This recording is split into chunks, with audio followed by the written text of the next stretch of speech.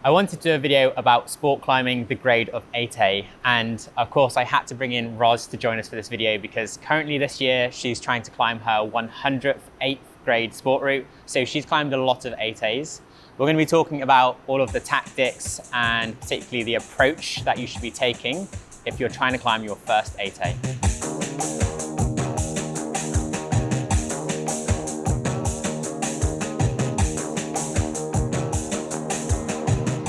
When me and Rhos first started climbing, we both thought 8A was this huge mythical grade and that we would never reach that kind of level in our own climbing.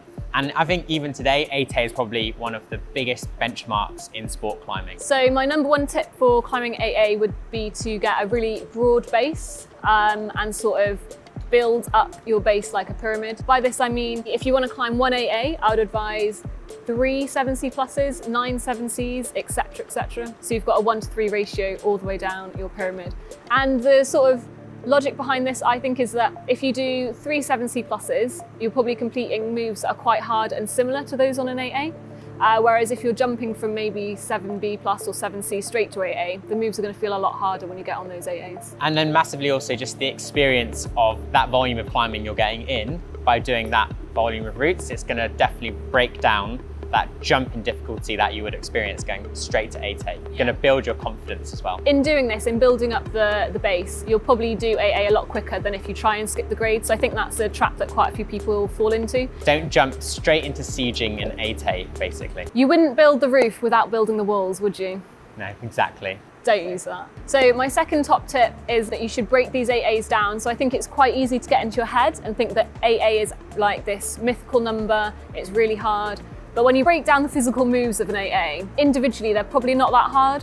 So for example, the thumb at Kilnsey, if you break down that, then the hardest move is maybe just V3 or V4. Yeah. And that's actually quite manageable in like difficulty, but it's a lot of V3s and V4s on top of each other. Yeah. So I think, yeah, break it down, get it out of your head that it's really hard. To add to this, what Rhos is saying is that the moves don't necessarily need to be that hard to climb 8A. Even though it's a big number, if you break it down in your head, it comes down to more about endurance than just trying really hard moves. However, there's also the other side of the coin, which is you can find 8As which have really hard moves in, but are not as much endurance focused. So there's a route I did the other day at the tour, which was basically a hard V8 into like a 6C slab where you could rest on most of the moves after it. So it's pretty much just a boulder problem.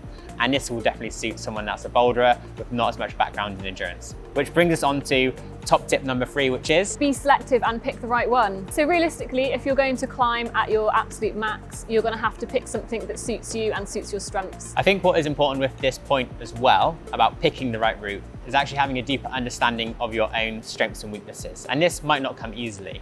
As someone that has run many assessments with climbers over the years, I'm actually often surprised how much people get their strengths and weaknesses wrong in their own perceptions. If you're interested in figuring out your own strengths and weaknesses, don't forget we offer a remote assessment for just £20, and I'll leave a link to that in the description below. You don't need to do a remote assessment to find out your strengths and weaknesses. A great way to do this is also to maybe ask your peers and climbing friends what they think where your strengths and weaknesses lie.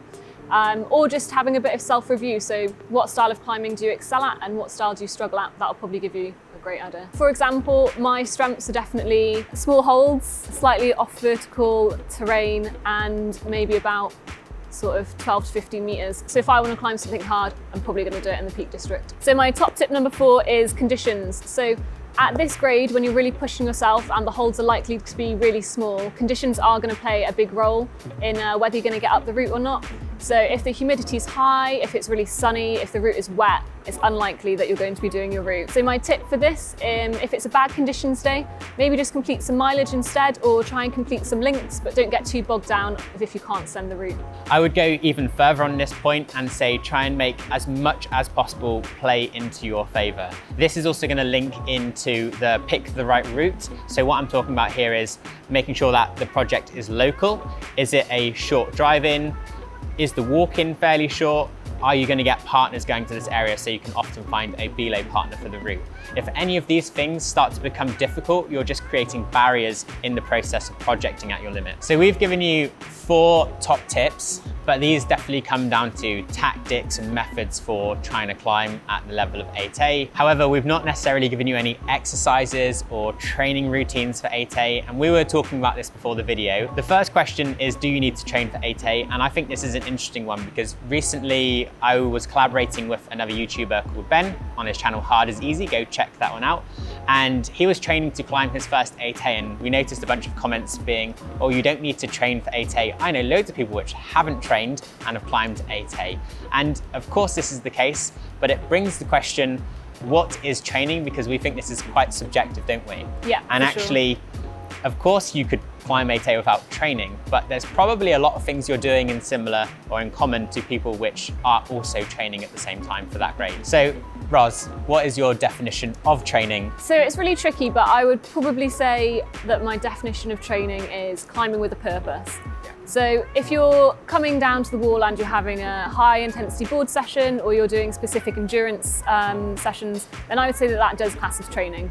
If you're coming down and maybe just going around with some of the easier climbs, yes, it could be classed as low intensity training, but it's probably more towards the fun sort of open climbing. Basically, these people which are saying you don't need to train for 8A, it's probably a low chance that they've got to that level without actually being quite conscientious in what they're doing within their own climbing. They most likely have somehow addressed their strengths and weaknesses. They probably have tried to build up their training volume, get outside as much as possible. Maybe they're using tools like training on a fingerboard or training on a board, like a woody, but maybe they aren't structuring it, so they don't call it training. But it is. But in a way, it is training really, yeah. Isn't it? To go one step further as well, I actually think that your location and your lifestyle plays massively into if you need to train for 8A. If you happen to live in a country with amazing conditions, we don't actually live in an amazing country for conditions, and you have regular climbing partners, you're surrounded by people which also climb quite hard, and you can get outside frequently, I'm talking at least once a week, then it's very likely that you're going to get to a high level in climbing without needing to train, depending on your definition. However, if you live in London and you've got to travel a lot, you've got a family, you work a full-time job, and you can't get outside much because of conditions, you're probably going to need to train, feel fairly strong so that the opportunities you get outside, you're ready to hit the ground running and have a better chance of climbing at a hard level. So now we know that you probably do need to do some training if you want to climb 8A, at least for most people. What training are we going to do, Rhos, to climb 8A? What are we going to do? So it's probably going to be similar sort of training to if you want to climb 7A or the lower grades, but it'll be higher intensity, more structure, and possibly higher volume as well. So basically, there's no specific training methods for climbing 8A. That's just trying to make something specific when we don't need to, because the training's going to look the same, like you said, Rhos, but it's just going to get more detailed or more focused towards a specific goal as you go up the grades, and likely with that, more intensity and more volume is going to come with that training as well. And to link back to Rhos's point about pick the right route, once you have that in your mind, it's very likely that your training is going to get a little bit more specific to that style of climbing, so that you start to actually train your strengths and make sure you're utilizing and making the most of those attributes. If you're interested in training or writing your own training plan, I'd hit that subscribe button, because we have a plan writing series coming up on this YouTube channel very soon. Until next time, see you later.